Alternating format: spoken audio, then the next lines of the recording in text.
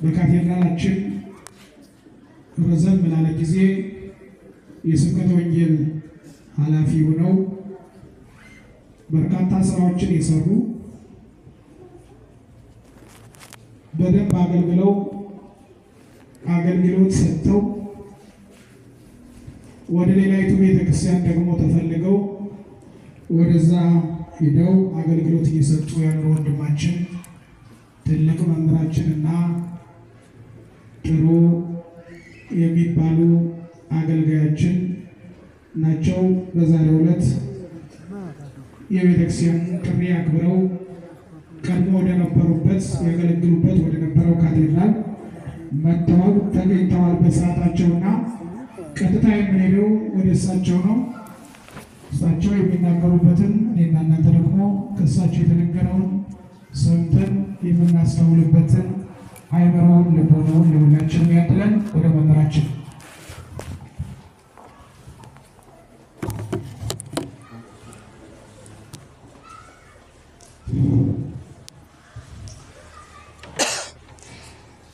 ተመየጥ መንገዴነ ወደኛ ተመልከት፣ ወደኛ ዙረህ እይ፣ እኛን ተመልከተን። እስኪ እጃችሁን ከፍ አድርጉ። በስመ አብ ወወልድ ወመንፈስ ቅዱስ አሐዱ አምላክ አሜን። ክቡር መጋቤ ሐዲስ ተክለአብ የሁለቱም ካቴድራል የስብከተ ወንጌል ኃላፊ፣ ክቡራን በአውደ ምሕረቱ ላይ ያላችሁ ሁላችሁም የስብከተ ወንጌል መምህራን፣ የሁለቱም ካቴድራል በዝማሬ ያገለገልሽ እህታችንና ባለማሲንቆ አረጋውያን አባቶቻችን፣ እንዲሁም እናቶቻችን፣ ወጣቶች እንዲሁም ሕፃናት በእግዚአብሔር ስም እላችኋለሁ እንደምን ዋላችሁ? እንደምን አመሻችሁ? እግዚአብሔር ይመስገን ብለን ስሙን እንድንጠራ እንድናመሰግነው ፈቅዶና ወዶ የጠራን የሰበሰበን አምላካችን ስለማይነገር ስጦታው ስሙ ለዘላለም የከበረና የተመሰገነ ይሁን። ቤተ ክርስቲያን ሶስት አይነት መዋቅሮች አሏት። በወንጌል አገልግሎት የማይቀናነሱ የማይሸራረፉ እንደዚህ ምሰሶ ጸንተው የሚኖሩ ማለት ነው። የቤተ ክርስቲያን እድሳት ስለሚያስፈልገው እያደሳችሁ ነው ያላችሁት። ታችኛውም ያልተጠናቀቀ የቀረ ስለነበረ እየሰራችሁ ነው ያላችሁት። በቤተ ክርስቲያን ስርዓት ግን የምንሰራው እንጂ አዲስ የሚሰራ ስራ የለም። በስርዓቱ ግን የምንሰራቸው ስራዎች አሉ። ስርዓቷ ግን በመንፈሳውያን አባቶቻችን ጥንቅቅ ተብሎ የተሰራ ስርዓት አላት። ሰባቱ ምስጢራተ ቤተ ክርስቲያን፣ አምስቱ አዕማደ ምስጢር፣ ሶስቱ ምሰሶዎች የሚባሉ ደግሞ ዶግማና ቀኖና፣ ስርዓትና ትውፊት ናቸው። እነዚህ ሶስቱ እንተ ይታንቀለቅል መንግሥተ እግዚአብሔር ንወርስ። ቅዱስ ጳውሎስ ዓለማት ይገለባበጣሉ፣ ፖለቲካም ተዘዋዋሪ ነው። ንግድም አንዳንድ ጊዜ ታተርፋላችሁ፣ አንዳንድ ጊዜ ያጎልባችኋል። በትዳር ውስጥም አንድ ጊዜ ደስታ አለ፣ አንድ ጊዜ ደግሞ መከራ አለ። በአገልግሎትም ውጣ ውረድ አለ። ነገር ግን በእነዚህ በሶስቱ ውስጥ መነቃነቅ የለም።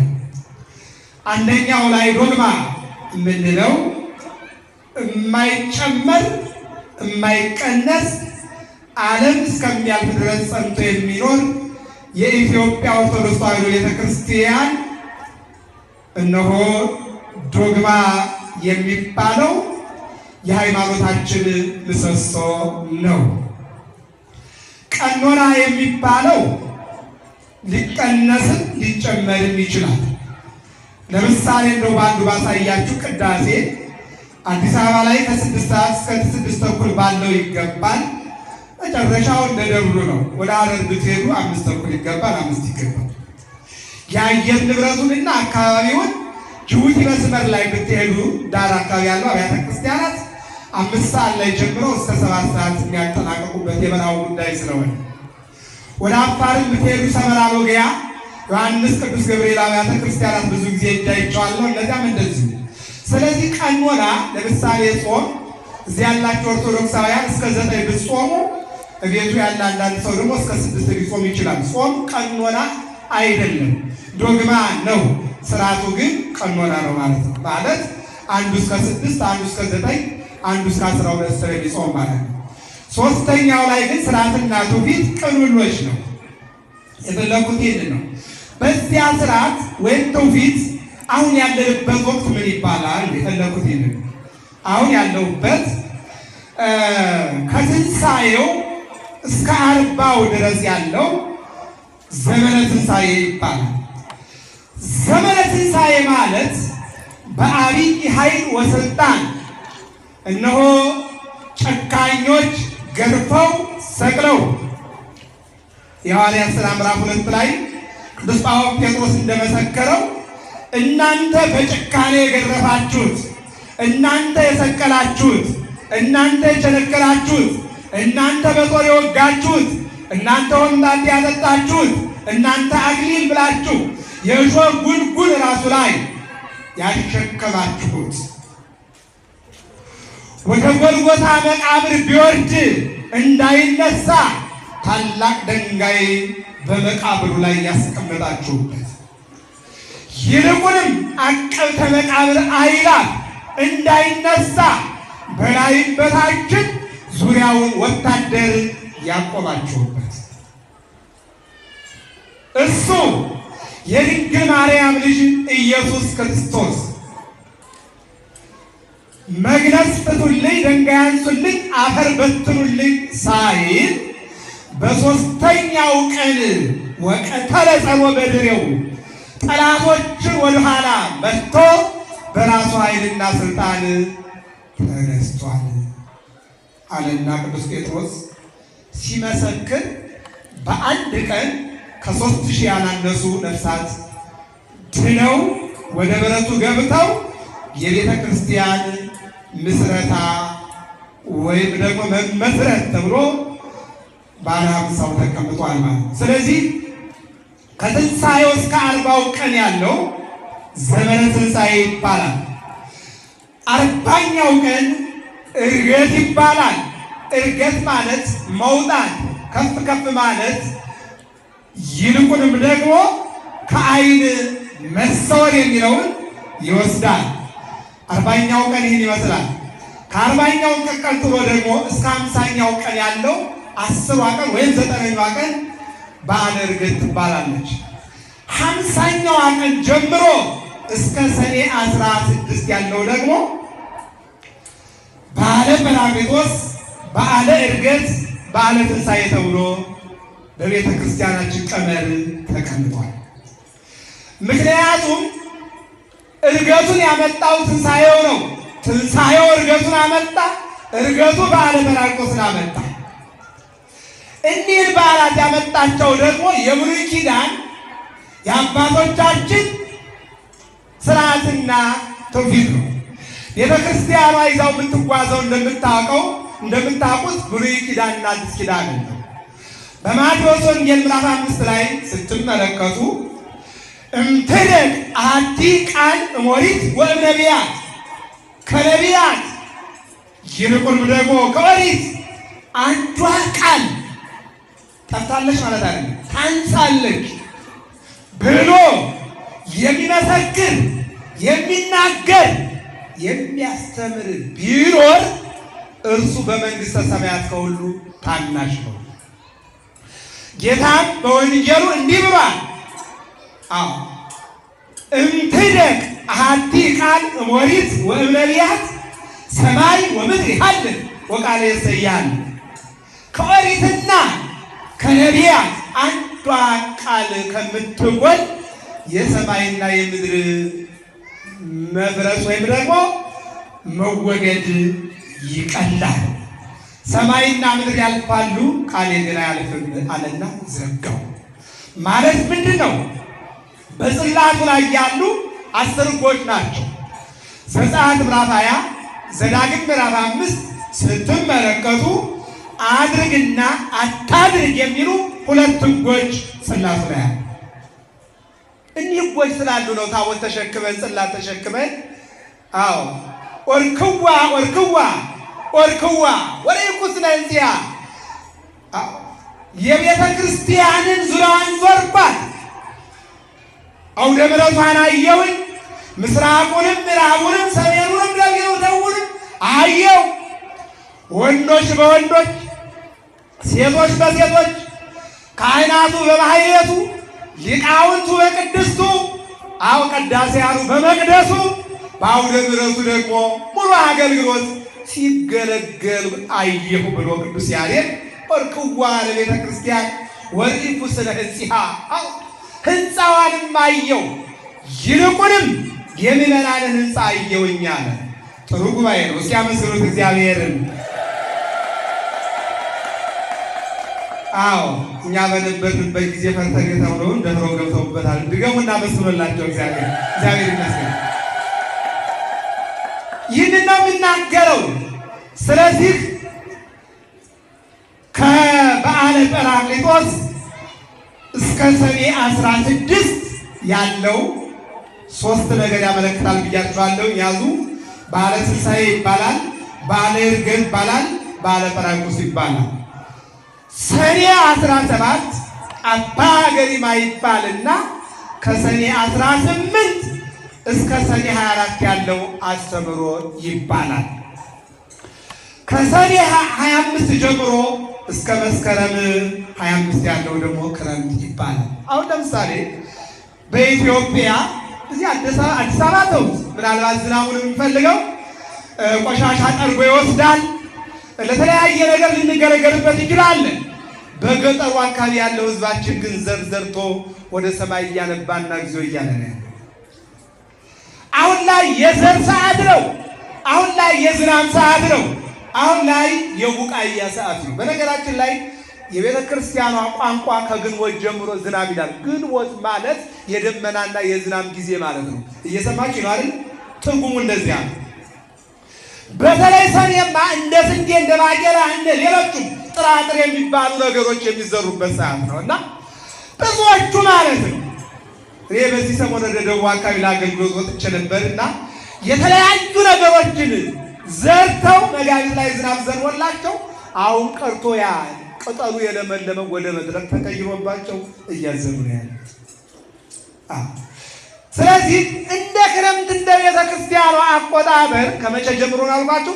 ከሰኔ 25 ጀምሮ እስከ መስከረም 25። ግን እንደዚህ አይደለም። እናት ልጇን ቁርስና ምሳ እራት ብቻ አይደለም። የቁርስ ቁርስ፣ የምሳ ምሳ፣ የእራትም እራት ልታስለምድ ትችላለች። ልጅ የሚኖረው በተሰራውና በምሳና በቁርስ በራት ሳይሆን እናቱ ባስለመደችው ነው አይደል? የኢትዮጵያ ሕዝብ ደግሞ የለመደው ከእግዚአብሔር አሁን ባልኳቸው አይደለም። በ25 እና በ25 አይደለም። አሁን ባልነው ነው። በሰፊው ነው የለመደው። በሰፊው የለመደ ሕዝብ ዝናብ ወደኋላ ስለሚል ሲሰቅበት አሁን አይታችኋል። እኔ ያለሁበት ደብር ቅድም መቅጸዳሉ ተናግረዋል። ደብረ ይባቤ ስቴዲየም አካባቢ በጣም ድብልቅልቅ ያለ ዝናብ ዘንቧል። እየሰማችሁ ነው አይደል? እዚህ ጋር ግን ወፍ የለም። አዲስ አበባ ላይ አንዷ ላይ ማለት ነው። እዚያ በጣም አደገኛ ዝናብ ዘንቧል እየነገሩኝ ነበር። እዚያ ጉባኤ እኔም ጋር ትልቅ ጉባኤ ስላለ እዚያ ወንበር ለመድረስ ተጨንቀው ዝናብ እየዘነበ ነው። እዚህ ስመጣ ደግሞ ደረቅ ነው። እየሰማችሁ ነው አይደል? አንዷ አዲስ አበባ ላይ ማለት ነው። እንግዲህ ስንት ኪሎ ሜትር እንደሆነ ያው ስለምታውቁት እዚቹ አዲስ አበባ ላይ አንዱ አካባቢ ተደበላልቆ ዝናብ፣ አንዱ አካባቢ ደግሞ ወፍ የለም ማለት ነው። እንዲህ አይነት ነው ያለው እና ኢትዮጵያ ሀገራችን እግዚአብሔር አምላክ በዝናብ ምሕረቱ እንዲመለከትልን የአምላካችን እግዚአብሔር መልካም ፈቃድ ይሆንልን። ስለዚህ የትምህርት የዙሪያ የሚሆነው ማለት ነው አጭር ሰዓትና አጭር ጊዜ ነው የምንማማረው። ዘመነ ትንሣኤውን፣ ዘመነ ዕርገቱን፣ ዘመነ ጰራቅሊጦስን አማካኝ ያደረገ ስሉስ ሐብል ኢይትበተን በሶስት ገመድ የተገመደ አይበጠስም ይላልና ሰሎሞን መክብብ ላይ ባስቀመጠው ሶስት ነገሮችን ወስጄ የትምህርት መሰረታዊ ዓላማ እግዚአብሔር ለሐዋርያት ትንሣኤውን አሳይቶ እርገቱን አሳይቶ መንፈስ ቅዱስን የላከላቸው የሰጣቸው ምን ሊያደርግላቸው ነው? ይህን ማሳየት መቻል ነውና ለሁላችንም ቅዱሱን መንፈስ እግዚአብሔር እንዲያድለን መልካም ፈቃዱ ይሁንልን። አሜን በሉ። አሁን ርዕስ ልንገራችሁ። የሐዋርያት ሥራ ምዕራፍ 3 ቁጥር 5 ላይ ያለ ነው። እስኪ ተናገሩ፣ ወደኛ በሉ። ተመልከት እስኪ እናንተ በሉት። አይሰማኝም። ወደ ማን እንመልከት? ወደ ማን እንመልከት? ወደ እግዚአብሔር እንድንመለከት እግዚአብሔር ይርዳል። በአሁኑ ሰዓት ላይ በፍቅር ዙሪያ፣ በይቅርታ ዙሪያ፣ በገበያው ዙሪያ፣ በዝናብ ዙሪያ፣ በኑሮ ዙሪያ በእነዚህ ሁሉ እንደ ጅል ሸማኔ ድል የተተበተበ ጊዜ ላይ ነው ያለነው እና ይህን ለመፍታት ወደ ማን እንመልከት? ንገሩኝ እስኪ። ወደ እግዚአብሔር እንመልከት። እንድንመለከት እግዚአብሔር ይርዳል። አንዳንድ ሸማኔ አስቀድሞ ያልተጠነቀቀ ወይም በድሩ ላይ ወይም ደግሞ በሚሰራው ዙሪያ ላይ ብዙ ገዳማት ላይ አይቻለሁ። ኢትዮጵያ ላይ ብዙ የቤተክርስቲያን ገዳማት አሉ። ይሄ ጎያሹን ፎጣውን የሚያመርቱ ማለት ነው። ባሌ ጎባ ላይ ብትሄዱ፣ ደብረ ሊባኖስ ብትሄዱ፣ ሐይቅ እስጢፋኖስ ብትሄዱ፣ በተለያዩ ወደ ጣና ቂርቆስ ብትሄዱ መነኮሳት መነኮሲያት ሁሉም አንድ ሆነው ይህን የሽመና ስራ ሲሰሩ ታያቸዋላችሁ። እየሰማችሁ ነው አይደል? እና እውቀት ያላቸው ላይሰንስ ያላቸውና ጥሩ አድርገው የተማሩት በጥሩ ሁኔታ ሲሰሩ፣ አንዳንዱ ደግሞ ተተብትቦ ሲያስቸግረው ታያላችሁ። እኛው የተቸገርኑ ፍቅሩን አብሮ መኖር ፖለቲካውም ተምታቶብን ትብትብ ሆኖብናል። መድኃኒዓለም ይፍታልን። አሜን በሉ። ስለዚህ ወደ ማን እንመልከት? ወደ እግዚአብሔር ተመልክተን እሱ እንዲምረን መልካም ፈቃዱ ይሁንልን። እኔ ገርመኛል አንድ ቃል እስኪ ምረን ድረስ አይናችን ከእግዚአብሔር አናነሳም ይላል ነብዩ። እስኪ ተናገሩ። እስኪ ምረን ድረስ በሉ አይናችን ከእግዚአብሔር አንከለክልም። ማን ይማረን? እግዚአብሔር ሁላችንን ይማረን። እንዲህ ይላል፣ ወደኛ ተመልከት ይላል ቃሉ። ወአርጉ ምኵራበ ጴጥሮስ ወዮሐንስ ጊዜ ተስዑ ሰዓት። ጴጥሮስና ዮሐንስ በ9 ሰዓት ወደ መቅደስ ገቡ ይለናል፣ ወይም ወደ ምኵራብ ገቡ ይለናል። ቅዱስ ዳዊት ስባ ለዕለትየ እሴብሐከ በእንተ ኩነኔ ጽድቅከ፣ በቀን 7 ጊዜ አመሰግናለሁ አለ። ስንት ጊዜ? ስንት ጊዜ? 7 ጊዜ አለ። 1 ሰዓት፣ 3 ሰዓት፣ 6 ሰዓት፣ 9 ሰዓት፣ 12 ሰዓት፣ ከምሽቱ 3 ሰዓት፣ ከምሽቱ 6 ሰዓት። አሁን ቅዱስ ጴጥሮስና ቅዱስ ዮሐንስ ስንት ሰዓት ላይ ነው የገቡት? 9 ሰዓት። 9 ሰዓት ማለት ደግሞ እኛ ምን የምናደርግበት ነው? እንደ አዲስ አበባ ቅዳሴ ምንወጣበት ነው አይደል? አዎ። እንደ ደብረ ሊባኖስ ደግሞ የሚገባበት ሊሆን ይችላል፣ እንደ ትልልቅ ገዳማት ማለት ነው። እንደኛ እንደ አዲስ አበባ አዎ በጣም ሄር የሚባል ቅዳሴ በዓላት፣ በበዓላት ጊዜ ለምሳሌ ወራዊ የቅዱስ ገብርኤል በዓል ወይም ክብረ በዓል ሲሆን እስከ 9 ሰዓት ቅዳሴ ይቆያል። ቆራቢው ሊበዛ ይችላል፣ ወይም ከፊት ያለው አገልግሎት ወደዚህ ሊመጣ ይችላል። ከዚህ የተነሳ ማለት ነው። ስለዚህ በ9 ሰዓት ቅዱስ ጴጥሮስና ዮሐንስ እነሆ ወደ ምኵራብ ገቡ ይላል። ወደ ምኵራብ ምን ሊያደርጉ ገቡ? ስራቸውን ሊጀምሩ። ምናቸውን ሊጀምሩ? ስራቸውን ሊጀምሩ። ምን ተብለው ነበረ? ታዘው ነበረ። መቼ? የትንሣኤው ጌታ በትንሣኤው ዕለት አዟቸው ነበረ። አጭር ብቻ ነገር ነው የምናገረው። ቀራንዮ ላይ በመስቀል እንዲሰቀል ተፈረደበት። በመስቀል እንዲሰቀል ያስፈረዱበት 4 ክሶች ናቸው። ስንት ክሶች ናቸው? 4 ክሶች ናቸው። አንደኛው ሰንበትን ይሽራል። ምን ይሽራል? ሰንበትን ይሽራል። እንዴት ነው ሰንበትን መሻር? አሁን የምናየው ለምሳሌ በማቴዎስ ወንጌል ምዕራፍ 12 ላይ ዘየርሰት የው ይላል። ወደ ምኩራብ ሲገባ አንዱ እጁን ወርማል ሆኖ አንዱ ስልት ያለ እንደ ሸምበቆ ወይም እንደ እስክሪብቶ ቀጭን እጅ የሆነ ሰው አለ። ከሳሾች ዛሬ ደግሞ ምን ሊያደርግ ይሆን ብለው ሲጠብቁ ስፋህ የከ እንተ ምልዕተ ምሕረት፣ ወደ ምሕረት አምላክ ወደ እኔ እጅህን ዘርጋ። ወደ ማን እንዘርጋ? ያድርግልን መድኃኒዓለም። አሁን ሰዎች ምን ያደርጋል ብለው ሲጠብቁ እጅህን ዘርጋ። ጥያቄ አለና ምንድን ነው? በሰንበት ቀን ምን ማድረግ ተፈቅዷል አሉና ጥያቄ ጠየቁ። በጎ ስራ በጎ ነገር ማድረግ ተፈቅዷል አለ። የታመመ መጠየቅ፣ የሞተውን መቅበር፣ የታረሰውን ማልበስ፣ የተጣሉትን ማስታረቅ፣ ያዘኑትን ማጽናናት፣ ከምግብ ቆርሶ ለድሃ መስጠት፣ በየእስር ቤቱ ዞሮ መጠየቅ፣ በየሆስፒታሉና በየጸበሉ ሁሉ የታመሙትን እግዚአብሔር ይማራችሁ ማለት ይሄ ተፈቅዷል። ከዚያ በላይ ደግሞ የሥጋ በሽታ ያለባቸውን በምትችሉት መልኩ የሚችል በማዳን የማይችል ደግሞ እግዚአብሔር ይማርህ በማለት ይሁሉ ተፈቅዷል። ይናለና እጅን ዘርጋ ብሎ ወኮነት ከመካሊታ ይላል። ያቺ የሰለለችው እንደ ኖርማሏ እንደ ወፍራሟ ብድግ አለና ያለምንም መሳሪያ በነበረበት ተመለሰ። ክብርና ምስጋና ለመድኃኒዓለም ይሁን። ይናዩ ይንሳዩ ሰንበትን ሻርካሉት። ማንን ሻርክ? ሰንበትን ሻርካሉት። እንዴ ከእናንተ መካከል በጉ በዛሬው ቀን ወይም በሬው ወይም ፍየሩ አንድ ግልገል ወደ ገደል ቢገባበት ዘሎ የማያወጣ አውጥቶ የሚድንለት ከሆነ በሸምበቆ ጠግኖ ቀልቦ የማይሸጥ የማይድንለት ከሆነ አርዶ ስጋውን የማይበላ ማን ነው? እስኪ ንገሩኛ። እየሰማችሁ ነው አይደል? እስኪ ንገሩኛ። ዝም አሉ። ከበግ ከፍየል ከጥጃ ምን ይበልጣል? ሰው አይበልጥም? ለእናንተ በጎቻችሁ፣ ለእናንተ ግልገሎቻችሁ፣ ጠቃሚዎቻችሁ፣ ለእኔ ደግሞ የሰው ልጅ የማስብለትና ልጠብቀው የሚገባኝ የማድነው የሰው ልጅ ነውና በጎ ነገር ማድረግ በሰንበት ተፈቅዷል አላቸው። ሰንበትን ሻረ ብለው ባጭሩ ከሰሱ። በኋላ እንመጣበታለን። አንዱ ይሄ ነው። ሁለተኛው እነሆ ኦሪትን ያቃልላል አሉት። ኦሪትን እኮ አላቃልልም። ምንድን ነው ያለው? ከኦሪት ከአንዷ ቃል ከአንዷ ሕግ አንዷ ታንሳለች የሚል በመንግስተ ሰማያት ታናሽ ነው ብሎ ዘግቶናል ማቴዎስ 5 ላይ። ሁለተኛው ክስ ነው። ሶስተኛው ደግሞ ለቄሳር ግብር አትክፈሉ ብሎ ያስተምራል። የሚገርማችሁ ነገር ስዕልና ፎቶ ልንለይ ያስፈልጋል። እየሰማችሁ ነው አይደል? እጃቸው ላይ ግብር መክፈል ይፈቀዳል አይፈቀድም ባንተ በኩል ብለው ሲጠይቁት ፎቶውን አሳዩኝ አላቸው። የማን ፎቶ ላይ ያለው?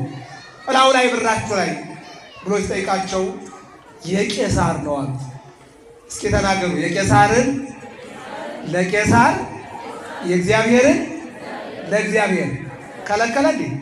አልከለከለም። እንደው ይብቻም አይደለም። ቅዱስ ጴጥሮስን መረብ ያዝና ወደ ጥብርያዶስ ወደ 2 ስታቴር አምጣ ነው። 2 ብር ማለት ነው። ስንታልኳችሁ አንዱም በእኔ አንዱም በአንተ ክፈል አለ። አሁንም ውሸት ስንት ቆጠርኩላችሁ?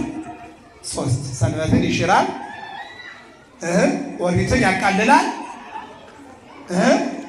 ግብር ይከለክላል። አራተኛው ግን ይገርማል። ሁሉም ውሸት ሁሉም እውነት አይደለም። በአሕዛብ ወይም ደግሞ በአይሁድ አካሄድ አራተኛው እውነት ነው። ክሳቸው ምንድን ነበር? እሱ ራሱን እግዚአብሔር ያደርጋል አሉ። ራሱን ማን ያደርጋል? እግዚአብሔር ያደርጋል። እና እግዚአብሔር አይደለም እንዴ? እግዚአብሔር እኮ ነው። ራሱ እግዚአብሔር ነው። ጴጥሮስ መጠየቅ ነው። ማቴዎስ ወንጌል ምዕራፍ 16:18 ላይ መነይ ርቆ ሰብለ ወደ ጓለመያው መነይ ብሉኒ ሰብለ ወደ ጓለመያው የሰው ልጆች ስለኔ ምን ብለው ይነጋገራሉ፣ ያወራሉ፣ ያምናሉ፣ ያስረዳሉ፣ ይረዳሉ፣ ያስተምራሉ፣ ይማማራሉ አለና ሐዋርያት ጠየቃቸው። ራሱን አቆት አይደለም ምን እንደሚሉም ያውቃል። አሁን አንዳንዶቹ ሙሴ ነው ይሉሃል፣ አንዳንዶቹ ኤልያስ ነው፣ አንዳንዶቹ ኤርምያስ ነው፣ ያም ካልሆነ ከነቢያት አንዱ ነው፣ ያም ካልሆነ መጥምቁ ዮሐንስ ነው የሚሉህ አሉና መለሱባቸው። እነሱ ያሉትን ይበሉ፣ እናንተን የማን እንደሆንኩ ትረዳላችሁ አላቸው። በዚህ ጊዜ ነው ቅዱስ ጴጥሮስ አንተ ውእቱ ክርስቶስ ወልደ እግዚአብሔር ሕያው፣ አንተ የእግዚአብሔር ልጅ ሕያው እግዚአብሔር ነህ። የሕያው እግዚአብሔር ልጅ እግዚአብሔር ነህ። እስኪ ተናገሩ። የእግዚአብሔር ልጅ እግዚአብሔር ነህ። ማነህ አለ? የእግዚአብሔር ልጅ እግዚአብሔር ነህ። ሶስቱ የውሸት ክስ ነው፣ አንዱ ግን የእውነት ክስ ነው። አዎ አምላክ ነው፣ ራሱን አምላክ ስለሆነ ለኛ ይሄ ነው እንግዲህ ወደ ቀራንዮ አወጣውና 5 ሚስማር ግንባሩ ላይ፣ ደረቱ ላይ፣ እጆቹ ላይ፣ እግሮቹ ላይ አዳርጉማን። ይህንን እኛ ቀለል አድርገን እንደምንናገረው አይደለም የሚናገሩት።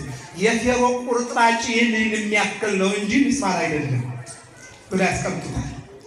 አዎ ግንባሩን ሲመቱት ግንባሩ ብትን ይላል። ደረቱን ሲመቱት ደረቱ ብትን ይላል። እጆቹን ሲመቱት እጆቹ ይሰነጣጠቃሉ።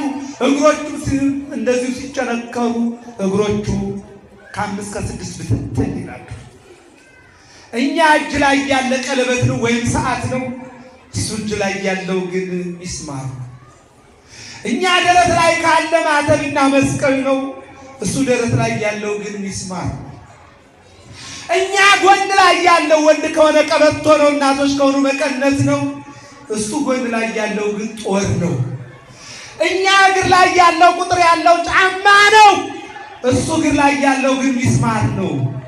እኛ ራስ ላይ ያለው ሻሽ ነው ወይም ቆብ ነው፣ እሱ ራስ ላይ ያለው ግን የብረት ጉንጉር ሾህ ነው። እንዲህ አድርገው ኮምጣጤ አጠጥተው ገደሉት። ሞተ በእንቲአነ ሐመ በእንቲአነ ወሞተ ቤዛ ኩልነ አለ ቅዱስ ያሬድ በዝማሬ። ስለኛ ሲል ታመመ፣ ስለኛ ሲል ሞተ። ኢሳይያስን ጠይቁት። ነሣ ደዌነ ወጾረ ሕማመነ፣ የእኛን ሕማም ተሸከመ፣ የእኛን ሞት ሞተ፣ ስለኛ ተሰቃየ፣ ስለኛ እንደ በግ ቢላ እየላሰ እንደሚታረድ በግ መስቀል ተሸክሞ ቀራንዮ ወጥቶ ስጋውን ቆርሶ ደሙን አፍስሶ ዓለምን አዳነ። ክብርና ምስጋና ለመድኃኒዓለም ይሁን። ይህ ነው የሚናገረው። አዲስ ኪዳን ላይ አንድ ጨምር በቅዱስ ጴጥሮስ እንዳይቁት። አዎ የበደለው የለም፣ የተላለፈው የለም፣ ያጠፋው የለም፣ ምንም አላደረገም። ማዳን ኃጢአት ሆኖ በ2 ዓሣ በ5 እንጀራ 5000 ሕዝብ መመገብ ኃጢአት ሆኖ እነሆ እጁ የሰለለው ማዳን ኃጢአት ሆኖ 12 ዓመት ሙሉ ደም ይፈሳት የነበረችውን የደም ቧንቧን ቀጥ ማድረግ ወንጀል ሆኖ የ4 ቀን አስከሬን ተነስ ብሎ ማስነሳት ወንጀል ሆኖ መስቀል ላይ ተጠርቆ ከ6 ሰዓት እስከ 9 ሰዓት እንዲቆይ አደረገ። ወይ የተፈጸመ ሁሉ ዮሐንስ ወንጌል ምዕራፍ 19 ሁሉ ተጠናቀቀ። የቱ አበይት ነቢያት፣ ደቂቀ ነቢያት፣ የቃል ነቢያት፣ የጽሑፍ ነቢያት።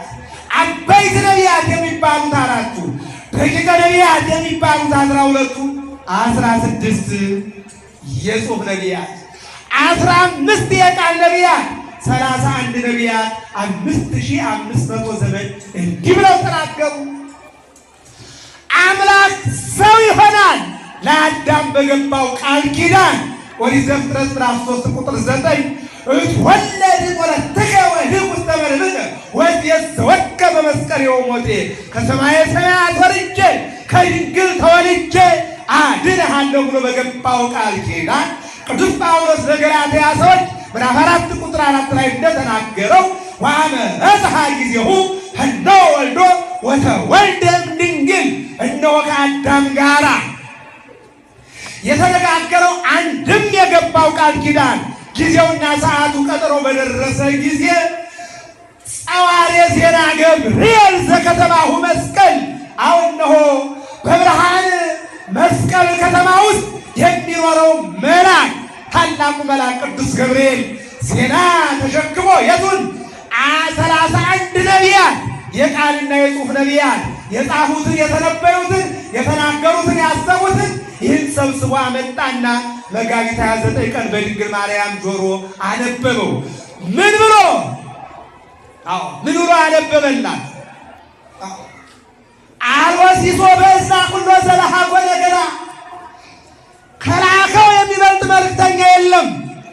ሳይጨምርም ሳይቀንስም በጆሮዋ ትጸንሲ ከአንቺ የሚወለደው አምላክ ነው። በአንቺ ማህፀን የሥጋ እድገት ይደረጋል። መለኮት ወደ አንቺ ማህፀን ይመጣል። የአንቺ ሥጋና ደም ተከፍሎ በአንቺ ማህፀን ተዋህዶ ይፈጸማል። የሥጋን ገንዘብ ለቃል የቃልን ለሥጋ በአንቺ ማህፀን ተዋህዶ መጋቢት 29 ቀን ይከናወናል አለና ነገራት። ቅዱስ ገብርኤል ነግሯት ይሁንልኝ ብላ እነሆ ስትቀበለው አካላዊ ቃል መጣና በማህፀኗ አደረ። ታኅሳስ 29 ቀን ተወለደ። 30 ዓመት ኖረ። በ30 ዓመቱ ተጠመቀ። 40 ቀን 40 ሌሊት ጾመ። ወጣና 3 ዓመት ከ3 ወር እየተዘዋወረ አስተማረ። 12 ሐዋርያትን ጠራ። 36 ቅዱሳት አንስትን ጠራ። 72 አርድእትን ጠራ። የነገው ድጓ እንዲህ ይላል። የማኅቱ የሚባለው የሰሎሜ ሚካኤል ምን ይላል? ወደ ሰማይ ላረገው ለእግዚአብሔር 15ቱ የቃል ነቢያት 16ቱ የጽሑፍ ነቢያት ምስጋና አቀረቡለት ይላል የነገው ድጓ። ይቀጥልና እነሆ ወደ ሰማይ ላረገው ዘምሩ ለአምላክነ ዘምሩ ለእግዚአብሔር ለዘዐርገ ውስተ ሰማያት፣ ወደ ሰማይ ላረገው ለእግዚአብሔር ምስጋና አቅርቡ በተባለው በቅዱስ ዳዊት ትንቢትና ዝማሬ ከአበይት ነቢያት ከደቂቀ ነቢያት ከ31 ነቢያት ቀጥለው ላረገው ለእግዚአብሔር ምስጋና ያቀረቡት 12 ሐዋርያት ናቸው ይላል ቅዱስ ያሬድ በነገው ድጓ። ይቀጥልና ከ12 ሐዋርያት ቀጥለው ስለ ዕርገቱ ላረገው ለእግዚአብሔር ምስጋና ያቀረቡት 70 አርድእት ናቸው ይላል።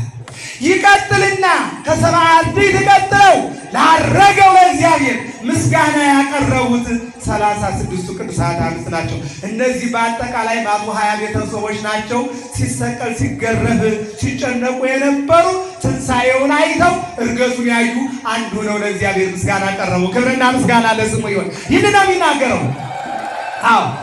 ልብ አድርጉ። 3 ዓመት ከ3 ወር የጠራቸው ቤተሰብ ያደረጋቸው እነዚህ 120 ቤተሰቦች 3 ዓመት ከ3 ወር ባደረበት እያደሩ በዋለበት እየዋሉ የቃሉን ትምህርት የእጁን ታምራት ያዩ ናቸው። እንደሚነሳም ነግሯቸዋል።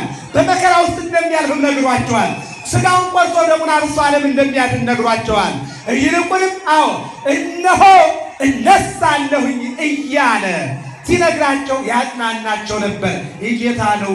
በቀራንዮ ያን ሁሉ መከራ አየና አውረደው እንዲህ በመስቀል ዮሴፍና ኒቆዲሞስ ከመስቀል አውርደው ቀበሩት። በሦስተኛው ቀን መቃብር ክፈቱልኝ፣ መግነዝ ፍቱልኝ፣ ድንጋይ አንሱልኝ ሳይል ወተንሳ እግዚአብሔር ከመ ዘንቃህ ብሏል። ከእንቅልፉ እንደሚነቃ አደገኛ እንቅልፍ ውስጥ እንደነበረ ሰው ብድግ አለና ተነሳ። ክብርና ምስጋና ለመድኃኒዓለም። ይህንን መተርጉማን እንዲህ ይሉታል። እንደ እንቅልፍ እንደያዘው ሰው ተነሳ የሚለውን በ3 ይተረጉሙታል። አንደኛው የሚተኛ ሰው ነፍስና ሥጋው እንዳለ ነው። እንደዚህ እየሰማን ነው የምንተኛው አይደለም እንዴ? ጌታችንም ሲተኛ ቅዱስ ጴጥሮስ ጠይቁት። ሞተ በሥጋ ወሐይወ በመንፈስ፣ ከድንግል ማርያም በወሰደው ሥጋና ነፍስ ተለያይተዋል፣ በመለኮቱ ግን ዳውለዋል። ሰው የሚተኛው እያወቀ እንደሆነ የእኛ ጌታም ሞትኩ ሲል በመለኮቱ እንዳልሞተ እሱ ተናግሯል አስቀድሞ። ሁለተኛው የሰው ልጅ የሚተኛው እነሆ እንደሚነሳ አውቆ ነው። ምን ብሎ ነው? ሙቼ እቀራለሁ ካለ ይተኛል እንዴ? መተኛት መሞትን ካመጣ ይተኛል? የለም። ሰው የሚተኛው መነሳቱን አውቆ ነው። የእኛ ጌታም ነፍሱንና ሥጋውን የለየ እንደሚነሳ ተናግሮ፣ ሦስተኛው ሰው የሚተኛው የተወሰነ ሰዓት ነው። የእኛ ጌታም 3 ቀንና 3 ሌሊት ነው። ይህንን ቆይቶ ተነሳ። እስኪ አመስግኑት ይህንን አምላክ። ይህን ነው የሚናገረው። አሁን ተነሳ። ወዲያውኑ ማታ ሌሊት ታምረ ኢየሱስ የሚባለው መጽሐፋችንና ግብረ ሕማማት የሚለው መጀመሪያ ሲነሳ ያየችው ድንግል ማርያም ናት ይላል። ወንጌል ግን ማርያም መግደላዊት ናት ነው። እየሰማችሁ ነው አይደል? ወንጌል ዮሐንስ ወንጌል ምናየው ማርያም መግደላዊት ቀድማ አየችውና ጴጥሮስና ዮሐንስ በሩጫ ላይ ሲሻሙ ያይና ከእርግናው የተነሳ ክብሩን ለቅዱስ ጴጥሮስ ትልቅ ስለሆነ ይሰጣል። በአጭሩ ግን ድንግል ማርያም አየችው፣ ቀጥላ ማርያም መግደላዊት አየችው፣ ቀጥሎ ጴጥሮስ አየው፣ ቀጥሎ ዮሐንስ አየ። ማታ በ12 ሰዓት ላይ በተዘጋ ደጅ ገብቶ ለ10 ሐዋርያት ደስ ይበላችሁ ተነሳሁላችሁ አላቸው። ክብርና ምስጋና ለመድኃኒዓለም ይሄን አላቸው። አዎ ቅዱስ ጳውሎስ ሲመሰክር አንደኛ ቆሮንቶስ 15 ላይ ሞት ሆይ መውጊያህ ወዴት ነው? መቃብርስ ሆይ አሸናፊህ የት አለ ይላል። ሞትም መቃብርን ተሸነፉ። የኔና የናንተ ጌታ እንደተናገረው ተነሳ።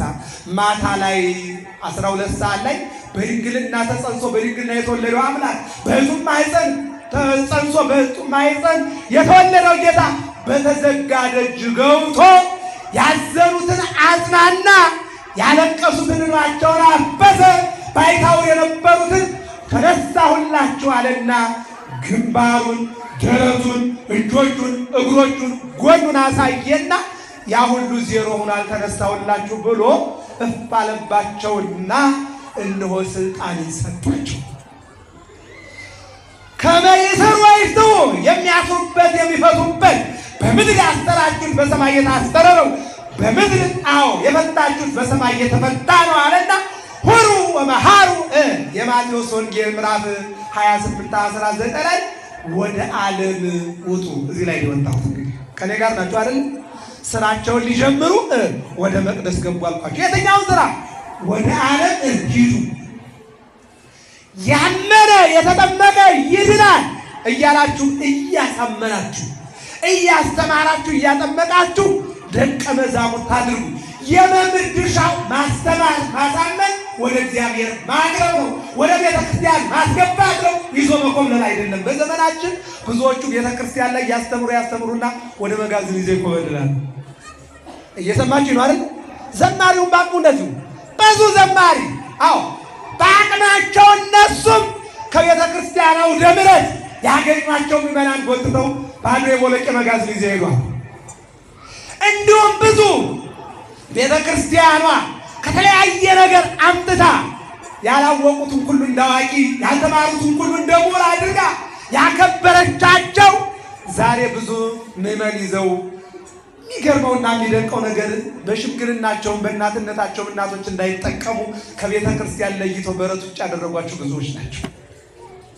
እዚህ ላይ በምናየው ደረጃ ግን ተልእኮ የአንድ መምህር ተልእኮ ምዕመናንን አሳምሮ ወደ ቤተክርስቲያን ማስገባት ነው። የአንድ ንስሐ አባት ተልእኮ ልጆቹን እያስተማረ እንዲቆርቡና ከእግዚአብሔር ጋር እንዲኖሩ እንዲጣበቁ ማድረግ ነው። አሁን ለዚህ ነው 40 ቀን ባል 3 ዓመት ከ3 ወር እየተዘዋወረ ሲያስተምር ብዙ አስተምሯቸዋል። ከትንሣኤው በኋላ ደግሞ ያስተማራቸው 40 ቀን 7ቱ ኪዳናት ስንት አልኳችሁ? ይህን አልተነትነውም። እንደገና ደግሞ በቤተ ክርስቲያን ውስጥ ያለው ቅዳሴ ለምሳሌ አሁን አንዳንዶቻችሁ በዚህ በቁርባን ሰዓት ላይ እኛም ባላስተማርናችሁ በመሰረቱ ብናስተምር ስለምትንጫጩ አሁን በቅዳሴ በዚህ በቁርባን ላይ ትምህርት አለ።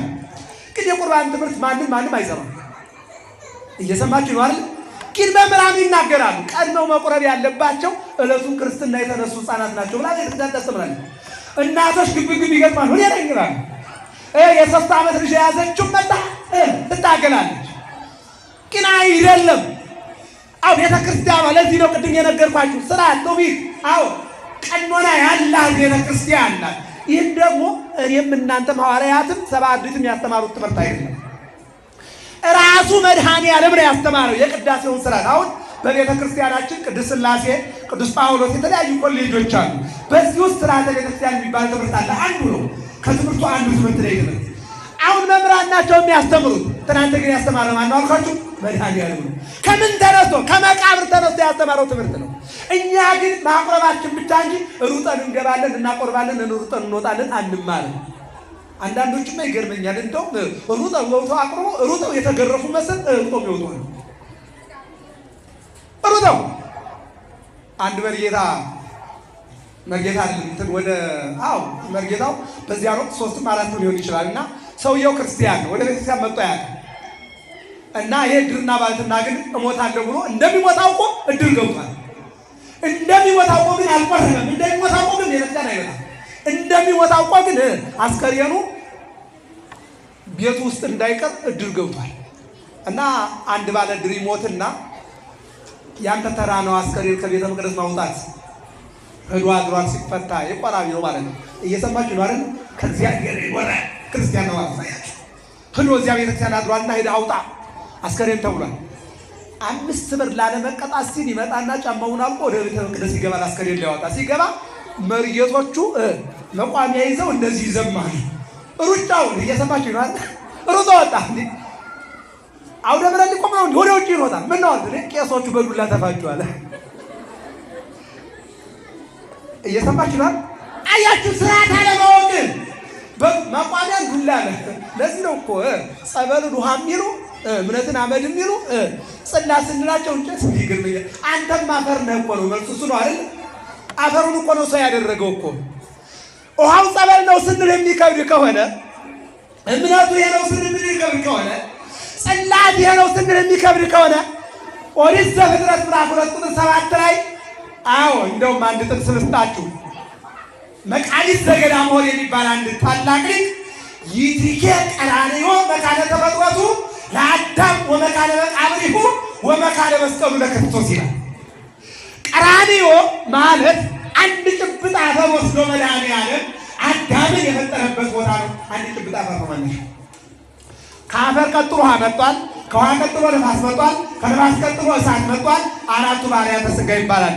ከነዚህ ቀጥሎ የመጣው ነባቢት፣ ከነዚህ ቀጥሎ የመጣው ለባዊት፣ ከነዚህ ቀጥሎ የመጣው ደግሞ ሕያዊት የነፍስ ባህሪ። ከሁለት ባህርያት ከሥጋና ከነፍስ ባህርያት ሰውን ሰው አድርጎታል። የነፍስ ባህርያት ከወጡ ሰው የሚሆነው ምንድን ነው? አስከሬን አፈር ነው የሚሆነው። ስለዚህ ሰው አንዳንድ ጊዜ ትጨነቃላችሁ። ጾም ስትጾም በፋሲካ 80 ኪሎ በሰኔ ጾም ደግሞ 50 ኪሎ ከሆናችሁ ወይም 60 ይሄን ያክል እንኳን አይቀንስም። እየሰማችሁ ነው አይደል? የ3 ኪሎ ልዩነት ቢመጣ ስለ ጾምኩኝ ኪሎ የቀነሰ የምትሏል ባጾሙ ይሻላል። እየሰማችሁ ነው አይደል? ሲጀመር 80 ኪሎ ማለት እኮ አፈር እንጂ ወርቅ አይደለም እኮ ነው እንዴ? ምንድን ነው ንገሩኝ ጊዜ 80 ኪሎ ማለት ምን ማለት ነው? አፈር ነው። የትናንት ዘፋኝ ትዝ ይላችኋል አይደል? ምን ሆነ ነው ንገሩኝ እንጂ ኢትዮጵያ እኮ ነው። አንድ ጊዜ እኔ እንትን ሲያደርግ ሰምቼዋለሁ። የሰውነት ግዘፍ በማያውቀው ሁኔታ መጥቶበት እና ለዚህ ሲደረግ ሰምቼዋለሁ። እየሰማችሁ ነው አይደል? ያም ታይቶት ምን አለ? ምን ያደርግ ለአፈር ለሚበላው ሰውነት ቁምጣ ምን አለ ሰው ያላል አልክ። አያችሁ አስተማረ። ለዚህ እኮ ነው ሰው አያስተውልም እንጂ እግዚአብሔር በአንድም በሌላም መንገድ ያስተምራል። በአንድም በሌላም መንገድ እናንተ ግን ቁምጣ በላበሽ እያላችሁ ትሳደባላችሁ። እየሰማችሁ ነው አይደል? እየሰማችሁ ነው። እግዚአብሔር ከሁላችን ጋር አይ ነፍስ ይሁን አሜን ነው። ትናንትና በተለያየ ቦታ ላይ በመኪና አደጋ ያለፉ ብዙ ወገኖች አሉ። የሁሉንም ነፍሳቸውን እግዚአብሔር ይማርልን። በዚህ በአርሲ አካባቢ ከቆረቡበትና ክርስትና ከተነሱበት ትልቅ ስራ ከሰሩበት ካነጹት ቤተክርስቲያን ጋር አብረው አንገታቸው የተቆረጠና የተቃጠሉ ወገኖቻችን አሉ። እግዚአብሔር አምላክ በቅዱሳን ቦታ ላይ ያስቀምጠልን። አሁን እንደብቀው ነገር አይደለም። ደግሞ ስለተጎዳን ተጎድተንም አትናገሩ ልንባል አይገባንም። እግዚአብሔር ይማራቸው። አሜን በሉ። በየሆስፒታል የቆሰሉትን እግዚአብሔር ይማራቸው። የተጎዱትን እግዚአብሔር ይጠግንልን። የተሰደዱትን ይመልስልን። ትምህርት ልጠቅልላችሁ። ተነሳ ምን አስተማራቸው? ስራ ተነሳ ባጭሩ ዛሬ ክርስትና የተነሱ ልጆች ይቀድማሉ። ከዚያ መነኮሳት፣ ከዚያ ህፃናት፣ ከዚያ ወጣት እያለ ኦርደሩ ይነገራል። አንሰማም ነው ባጭሩ እናስተማራቸው።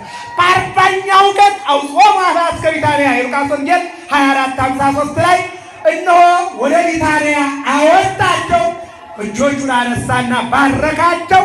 ወደ ሰማይ ሲያርግ እንዲህ አላቸው፣ አንትሙሰ እናንተስ በኢየሩሳሌም ከተማ ቆዩ፣ ከሰማይ የሚላክላችሁ ኃይል አለ። አሁን ሶስቱ መጣ። መጀመሪያ ትንሣኤውን አየን፣ ቀጥሎ እርገቱን አየን። ከእርገቱ ምን ይመጣል አለ? ጰራቅሊጦስ ይመጣላችሁ። ጰራቅሊጦስ ማለት ምንድን ነው? መንፈሰ ጽድቅ የእውነት መንፈስ ማለት ነው። የእውነት መንፈስ ማለት ምንድን ነው? አብ ወልድ መንፈስ ቅዱስ ከሶስቱ አካል አንዱ አካል ማለት ነው። ተብላችሁታል። እዚህ ላይ ብዙ መጓዝ አልፈልግም። እየሰማችሁ ነው አይደል? ግን እነዚህ ሶስቱ በአንድ ነገር እንውሰዳቸው። ብሉይ ኪዳን ላይ የነበሩ 600,000 አባቶቻችን ከግብፅ ከወጡ በኋላ ኤርትራን ማነው የኤርትራን ባህር ሲሻገሩ በግ አርደው ስጋውን በልተው መቃኖቻቸውን ደም ቀብተው ተሻግረው ነበርና ያንን የተሻገሩበትን ጊዜ እነሆ ፋሲካ መሻገር ፋሲካ ብሂል ማዕዶት ብሂል ፋሲካ ማለት ማዕዶት ማለት ነው። ማዕዶት ማለት መሻገር ነው። ከዚህ 50 ቀን እየቆጠሩ ጥር ላይ በዓለ መጸለት ብለው ያከብሩ ነበር። እኛ በጥምቀት ቀይረነዋል። እየሰማችሁ ነው አይደል? በዓለ ፋሲካ ደግሞ ፋሲካ ብለው ቂጣ ጋግረው በጋርዳ ያከብሩ ነበረ።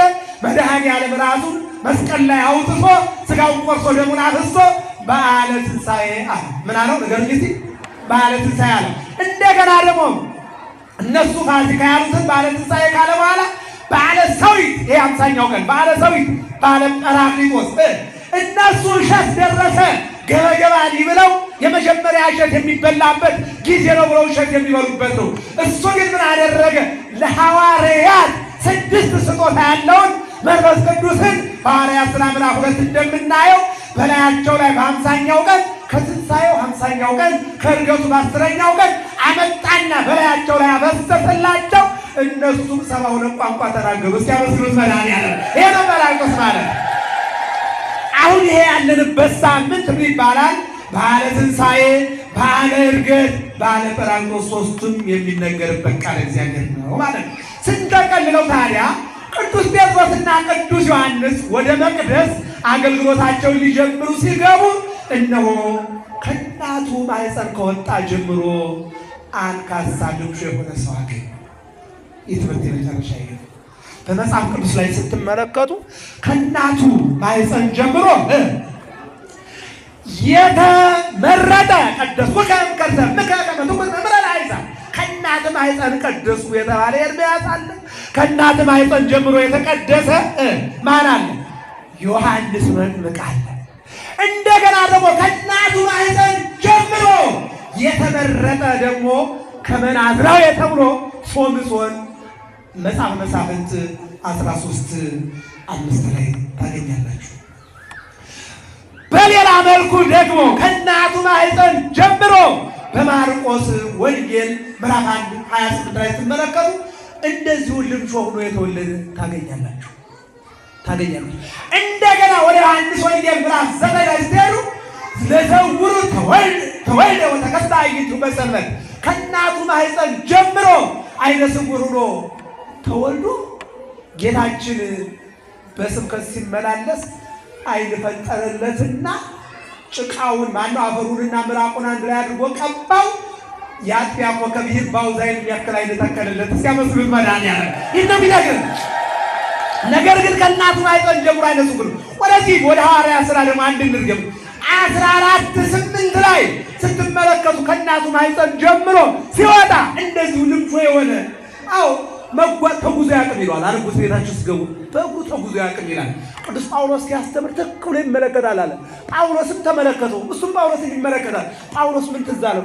ይህ ሰው መጓዝ የናፈቀው ሰው ነው አለና ተረዳውና አንተ ሰው በናዝሬቱ ኢየሱስ ተነስ ብሎ ሲናገር ብድግ አለና ጉዞውን ቀጠለ። ክብርና ምስጋና ለመድኃኔዓለም። ጉዞዬ ነው። አሁን ጴጥሮስና ዮሐንስ ወደ መቅደስ ሲገቡ እነሆ ሰዎች አምጥተው በዚያ በምኩራቡ በመቅደሱ በር ላይ ብር ሰዎች እንዲጥሉለት ያስቀምጡት ከእናቱ ማኅፀን ጀምሮ ልምሾ የሆነ የማይጓዝ ሰው ነበረ ይላል።